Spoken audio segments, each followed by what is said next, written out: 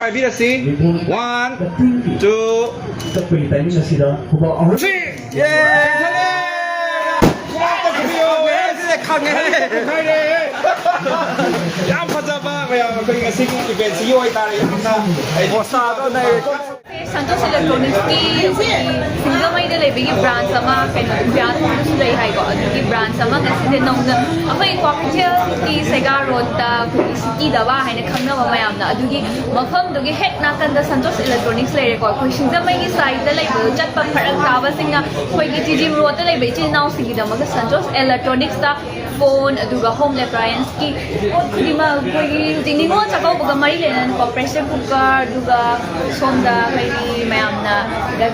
ningol chakau bagi dakhin ai do ma kay am laina ba kino yar grinder lai re ko rice cooker lai re sida goi na khol suna ba home appliances ki pot khudi ma toina phange aduga mo chakau bagi da ma kan Santos Electronics ta asiki ma tik chaw ba ningol gi da ma ta offer mayam pili mayam su ningol chakau ba goi ver Santos Electronics ta city da ba ni na kan lai ba wa kai chen pan 150 hai na khangna ba da adu hek na kan lai mayam koi soi na da lak piro aduga freeze test da ma khol suna lai le ko sigo ko freeze washing machine ni na ma ta offer yam chang lai gani aduga mayam na yam toi na ham rice cooker jam ham ne rice cooker si lai le 5 liter 2 liter 7 liter loi suna ba le Masigi ningon chakau baga mari ne na ya man na samai na dukan ma hangbu pira ko sa mayam di namak di am phei na khanje aduga apai gi ai music yam basri ko channel sibusu mayam na support to biramo aduga nungai ba mayam gi kana ba offer mayam su pura lak chage aduga Santos Electronics ki si hangbu chai ba dukan su he na mai pak ba mayam seba to ba ngam ba he na oi na mobile lai ro mobile I iPhone 17 nam lo ke daw ne iPhone 17 lo la ko de kai to Electronics ka iPhone 17 ja loan da phang nge ba sai sa sida abda la adu abda sangu si lo Santos Electronics ka iPhone 17 de loan da phang ba loan ki dong ja ba lai ba mayam su khang pi ro ko Santos Electronics ka iPhone 17 loan ki dong ja ba lai gani ado happy details na happy ne mayam khang na ba kai chang ko de no happy di loan lo ba da kai ke pura ko do no happy do kita happy Pan card, Aadhaar card, banking details, store money. If adu sila appropriate sila lagi, atau apa step awak communication tu saya lakukan kita macam ni. Adu sila interest awak macam mana? Ini 0% interest ni orang nak agar yang ni, yang macam appropriate dia akan di interest awak ni option ni mana? do down payment ke ka Down payment je, amal ini sila store makin ni lah. Do interest awak ni kali berapa down payment lah. okay akwai na pama ga di down payment thama se 30% ki discount su lai gani hai aduga 0% interest su lai ko Option je ni le. option na ni lai ko aduna mayam na iPhone 17 loan da loading ba loan ni kudong jaba lai ka basin da Santos Electronics sun soi soi da na lakpi raga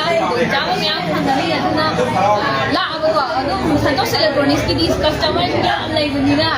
kana voice na do no khangda me ba si ya ma da ga ga si da ko mongwa da du khang biro loan gi matang da details ko ya ma na mai extend na hai ba ni he na gyan ta ba ne adu so ai du khang da na ya ba ko da jari yam ba phone number sai ngak tang le lo ga ne adu update tar ka do ni ko ke phone gi loan lo ning ba ma am le ka su phone number yam ba number lo ga ngak tang le ga update ka do ni option da hapak to ni aduna iPhone 17 pamba lai ga di Santos Electronics ko lension biro o adu phang ne khudak ta ko adu ai hayeng la su dom pi do na tro lo na ka stock ta le tar di adu yam nuai ba na ko Redmi Note 14 Pro ma di Note 14 Pro si offer de yam chon na do ko Jadi kalau 14 Pro madi Pro Plus se 9 ni lagi tu kau storage ada 1 KB dia mana tahu customer tu. one day cashback should ba adugo offer su phang ba si dong cha ba si atai da phang ngaroi ko Santos Electronics ta ne phang de se dong cha ba se manghan bi 255 la 256 ko 128 GB yang kena ni ko sa aduna Redmi Note 14 Pro 13 की series ni loi gra 14 की series ni ꯃꯌꯥꯝ offer ꯄꯤꯔꯤꯉꯩꯗ ꯈꯨꯗꯣꯡꯆꯥꯕꯁꯦ ꯂꯧꯕꯤꯍꯧ ꯑꯗꯨꯒ ꯃꯣꯏꯒꯤ ꯌꯥꯝ ꯅꯨꯡꯉꯥꯏꯕ ꯑꯃ ꯂꯛꯀꯤ ꯗ꯭ꯔꯣ ꯂꯩꯀꯣ ꯁꯤꯁꯨ ꯂꯧꯁꯟꯕꯤꯍꯧ ꯑꯣꯛꯇꯣꯕꯔ ꯊꯥ ꯈꯛꯇꯅꯤꯀꯣ ꯑꯣꯛꯇꯣꯕꯔꯗ ꯂꯥꯛꯄ ꯀꯁꯇꯃꯔ ꯐꯥꯎ ꯈꯛꯇꯅꯤꯀꯣ ꯂꯤꯃꯤꯠ ꯑꯣꯏꯗꯣꯏꯁꯦ ꯑꯗꯨꯅ ꯁꯤꯁꯦ ꯐꯥꯔꯁ ꯄ꯭ꯔꯥꯏꯖꯇ ꯒꯥꯔꯤ ꯑꯆꯧꯕ ꯑꯃ ꯂꯩꯔꯦ ꯁꯦꯀꯦꯟ ꯄ꯭ꯔꯥꯏꯖꯇ iPad ꯊꯔd ꯄ꯭ꯔꯥꯏꯖꯇꯅ TV 43 inch ꯁꯤꯝ ꯂꯩꯔꯦꯀꯣ ꯁꯤꯁꯨ ꯃꯌꯥꯝ ꯂꯧꯕꯤꯍꯧꯔꯣ ꯀꯁꯇꯃꯔ ꯇꯔꯥ ꯈꯟꯗꯣꯏꯅꯤꯀꯣ ꯑꯗꯨꯒ ꯃꯣꯏ ꯅꯨꯡꯇꯤꯒꯤ ꯔꯤꯒꯨꯂꯔ ꯑꯣꯏꯕ ꯀꯁꯇꯃꯔꯒꯤꯗꯃꯛꯇꯁꯨ ꯂꯛꯀꯤ ꯗ꯭ꯔꯣꯁꯨ ꯊꯝꯃꯦꯀꯣ ꯑꯗꯨꯅ ꯁꯤꯒꯤꯁꯦ ꯑꯩꯈꯣꯏꯒꯤ ꯀꯁꯇꯃꯔꯗ ꯌꯥꯝꯅ ꯑꯦꯛꯁꯥꯏꯇꯦड ꯑꯣꯏꯕ ꯊꯧꯔꯝ ꯑꯃꯅꯦ ꯍꯥꯏꯇꯥꯔꯦ ꯑꯗꯨ ꯁꯤꯁꯦ ꯌꯥꯝ ꯅꯨꯡꯉꯥꯏ ꯍꯦꯟꯅꯁꯨ ꯁꯟꯇꯣꯁ ꯏꯂꯦꯛꯇ꯭ꯔꯣꯅꯤꯛꯁꯄꯨ ꯍꯦꯟꯅ ꯃꯥꯏ ꯄꯥꯛꯄ ꯆꯥꯎꯈꯠꯄ ꯁꯤꯗꯒꯤ ꯍꯦꯟꯅ ꯃꯌꯥꯝꯒꯤ ꯑꯣꯐꯔ ꯄꯤꯕ ꯉꯝꯕꯁꯨ ꯑꯣꯏ Thank you very much. Ma'am, iPhone pame habirpa ma'am do hauze kai da lakto na Santos Electronics da lakto ni go. Aduga changadaba documents ke ka do changadaba ma'am do koi yamba gi number se ngak tak mai lojara ge aduga caption da phone number happa ge loan lobining ba ma'am do koi iPhone lai bi ge khan bi ba do loan da toraga koi mobile loan loading ba ma'am do